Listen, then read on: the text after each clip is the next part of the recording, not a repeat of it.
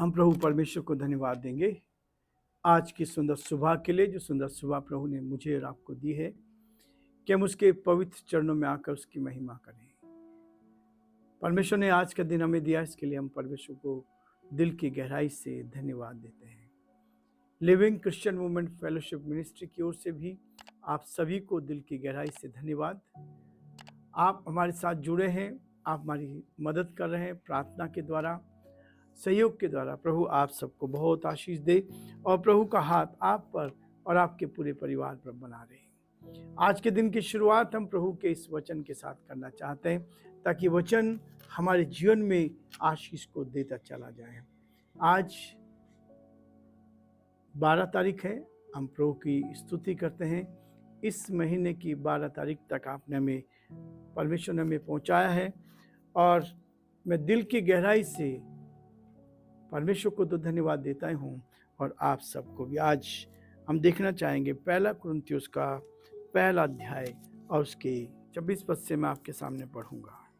हे भाइयों, अपने बुलाए जाने को तो सोचो, ना शरीर के अनुसार बहुत ज्ञानवान और ना बहुत सामर्थी और ना बहुत कुलीन, परंतु परमेश्वर ने जगत के मूर्खों को चुन लिया कि ज्ञानवानों को लज्जित करे। परमेश्वर ने जगत के निर्बलों को चुन लिया कि बलवानों को लज्जित करे। 28 पद। और परमेश्वर ने जगत के नीचों और तुच्छों को, वरन जो है भी नहीं, उनको भी चुन लिया कि उन्हें जो है व्यर्थ ठहराए, ताकि कोई प्राणी परमेश्वर के सामने घमंड ना करने पाए। प्रभु इस वचन के पढ़े और सुने जाने पर आशीष दे। प्रियो, परमेश्वर का धन्यवाद करते हैं। 27 पद इस बात को कहता है, परमेश्वर ने जगत के मूर्खों को चुन लिया है ताकि ज्ञानवानों को लज्जित करें। ये ज्ञान तो बहुत गंभीर है, ये ज्ञान तो बहुत गंभीर है, जिस ज्ञान को समझना संसारिक व्यक्ति के लिए बहुत कठिन होता है। इसलिए प्रभु का वचन कहता है, प्रियो, 2 कुरिन्थियों के 4 अध्याय और 16 पद में कहता है, यद्यपि हमारा बाहरी मनुष्य तत्व नष्ट होता जाता है, तो भी भीतरी मनुष्य तत्व का दिन प्रतिदिन नया होता जाता है। ऊपर का शरीर समाप्त हो सकता है, कमजोर हो सकता है, लेकिन अंदर की जो आत्मा है, जो भीतरी आत्मा है, भीतरी मनुष्यत्व जो है, वो दिन प्रतिदिन नया होता जाता है। ये पौलुस ने 2 कुरिन्थियों के 4 अध्याय उसके 16 पद में कहा। और यहाँ पर वो इस बात को कहता है कि हमारा आत्मिक जीवन कैसा है। परमेश्वर का जो ज्ञान है उसको संसारिक लोग समझ नहीं सकते, संसार के व्यक्ति उस ओर ध्यान नहीं देते हैं। लेकिन प्रियो, परमेश्वर का वचन कहता 28 पद में, और परमेश्वर ने जगत के नीचे और तुच्छों को चुन लिया। जो संसार में कुछ नहीं थे उनको चुना, जो संसार में अपने आप में कुछ नहीं थे उनको परमेश्वर ने चुन लिया है। और जब परमेश्वर चुनता है तो उनको आशीष देता है, जब परमेश्वर चुनता है तो उनको आगे बढ़ाता है, ताकि हम प्रभु की आशीष को प्राप्त करें। वरन जो है भी नहीं, उनको भी चुन लिया कि उन्हें जो है व्यर्थ ठहराए। जो अपने आप को कुछ समझते हैं, परमेश्वर के सामने दीन बनकर रहे, ईश्वर के सामने दीन बने। उसने ही तो जीवन दिया है, वही तो हमें जीवन देता है, वही तो हमें आगे बढ़ाता है, वही तो हमारी रक्षा करता है। वो हमें अपनी निकटता में रखता है ताकि हम उसकी महिमा कर सकें, हम उसकी महिमा कर सकें। प्रियो, परमेश्वर का वचन इसी बात को मेरे आपके लिए कहता है। इसलिए वो कहता है 28 पद में कि वरन जो है भी नहीं, उनको भी चुन लिया है, और जो उन्हें जो है व्यर्थ ठहराए। 29 पद इस बात को कहता है, ताकि कोई प्राणी परमेश्वर के सामने घमंड ना करने पाए। कोई प्राणी परमेश्वर के सामने घमंड ना करने पाए। प्रियो, परमेश्वर का वचन दीन बनने की प्रेरणा देता है, हमें दीन बनाना चाहता है।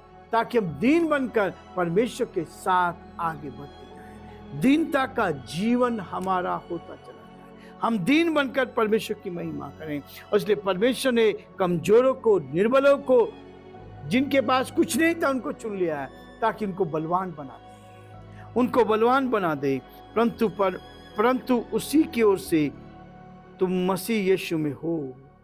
आज हम जो भी कुछ है केवल उस परमेश्वर के द्वारा है, उसकी योजना है, वो जीवन वो देता है, वो हमें बढ़ाता वो है, हमें सब प्रकार की भरपूरी वो देता है। और इसलिए कहता है जो परमेश्वर की ओर से हमारे लिए ज्ञान ठहरा, अर्थात धर्म और पवित्रता और छुटकारा। मेन चीज क्या है? अर्थात धर्म। धर्म क्या है? धर्म क्या है? पौलुस यहां धर्म की बात करता है, जबकि बाइबल धर्म के विषय में कुछ नहीं कहती। धर्मी वो है जिसके पाप क्षमा हो गए, धर्मी वो है जो भलाई के काम करता है, धर्मी वो है जो इन कार्यों को अपने जीवन में अपना लेता है कि मुझे भलाई करनी है, मुझे एक दूसरे की सेवा करनी है, मुझे एक दूसरे के साथ खड़ा होना है, दुख में और सुख में एक दूसरे की मदद करना है। यह है वो धर्म। उसके साथ पवित्रता, अंदर से पवित्र। ऊपर से तो हम बहुत पवित्र हो सकते हैं, लेकिन प्रियो वो कहता है हमारी पवित्रता अंदर से होनी चाहिए, हमारी पवित्रता अंदर से होनी चाहिए। और यदि पवित्रता हमारे अंदर है और छुटकारा, पापों से छुटकारा प्राप्त करके हमें आगे बढ़ना है। 31 पद में लिखा है ताकि जैसा लिखा है वैसा ही हो। परमेश्वर के वचन में जो कुछ लिखा हुआ है उसके अनुसार ही हम अपने जीवन को आगे बढ़ा सकते हैं। जो घमंड करे प्रभु में घमंड करे, प्रभु में घमंड करें। हम तो संसार में होकर अपने आप पर घमंड करते हैं, लेकिन वो कहता है जो घमंड करना चाहता है वो प्रभु पर करे। प्रियो, ये हमारे लिए आशीष का कारण बनता है। हम अपने ऊपर घमंड ना करें। हम तो कुछ नहीं, हम नाश हो जाएंगे, मिट जाएंगे, समाप्त हो जाएंगे, लेकिन परमेश्वर सदा रहता है। और जब हम उसके साथ रहते हैं तो परमेश्वर हमारी मदद करता जाता है। इसलिए प्रियो, परमेश्वर का संदेश है कि हम उसकी महिमा कर सकें। हम प्रार्थना करेंगे। प्रभु जी, हम आपके हृदय से आभारी हैं कि आपका हाथ हमारे साथ है। हमारे सारे श्रोताओं के लिए धन्यवाद, सारे भाई बहनों के लिए धन्यवाद जो आज हमारे साथ जुड़े हैं। प्रभु जी, यीशु के नाम से हम ब्लेस करते हैं, आशीष देते हैं प्रभु जी, ताकि हर एक को आपकी ओर से आशीष मिले। आज का दिन आशीष का दिन बन जाए, आज का दिन उत्तम दिन बन जाए। प्रभु जी, हर एक भाई इस बात को देखकर आनंदित हो, क्योंकि आप हमारे सामर्थ्य परमेश्वर हैं। आप हमारी मदद करते हैं। बड़े आदर के साथ इस प्रार्थना को अपने प्रभु अपने धार करता यीशु के नाम से मांगते हैं, आमीन। आशीष वचन को ग्रहण करेंगे। अब हमारे प्रभु यीशु मसीह का महान अनुग्रह, परमेश्वर पिता का महान प्रेम, पवित्र आत्मा की सहभागिता संगति हम में से प्रत्येक के साथ अब से लेकर हमेशा हमेशा तक होती। आमीन।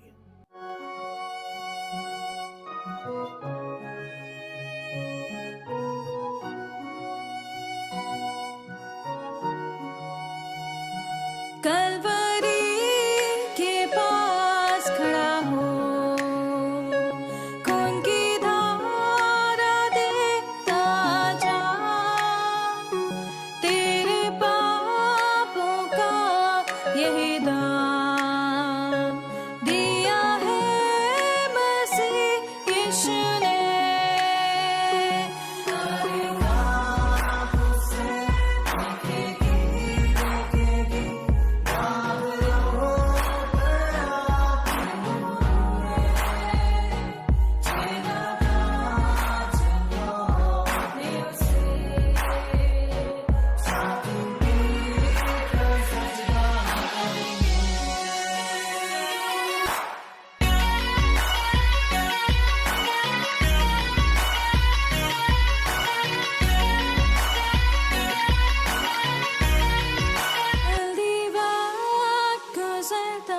जाता है। रात अंधेरी आती है, तौबा कर दरवाजा होगा बंद। कुछ ना हो